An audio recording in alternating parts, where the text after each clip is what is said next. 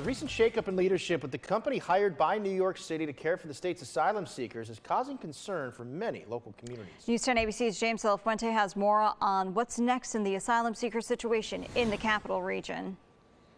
Last Friday, Anthony Capone, the CEO of DocGo, resigned. His abrupt exit caused a ripple effect in the communities where asylum seekers live. The biggest question, what's next? According to groups that are helping asylum seekers, they've been told by DocGo that come December, they may be out of their hotel rooms. Definitely concerned as a community because there's going to be a massive influx onto the streets and into our neighborhoods of people that did not receive what they were supposed to, what that organization was paid to deliver.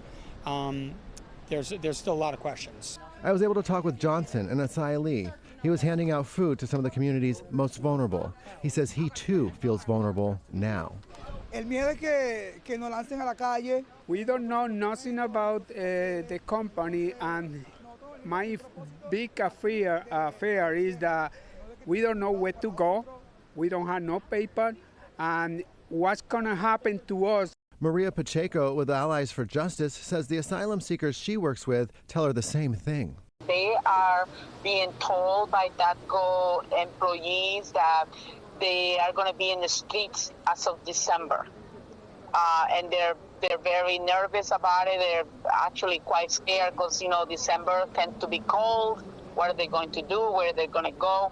I have reached out to our contacts with DocGo and have not heard back as of this broadcast. Capital Region community-based organizations and the asylum seekers not the only ones concerned with the shakeup in DocGo's leadership. Town Supervisor Peter Crummy says he's got concerns as well.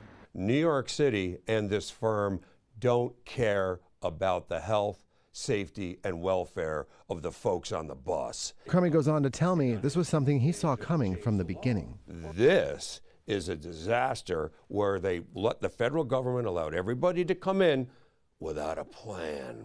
Reporting in Colony, James De La Fuente, News 10 ABC. A spokesperson with the New York City Housing Department telling News 10 that they have no plans to remove people from local hotels without another place to stay.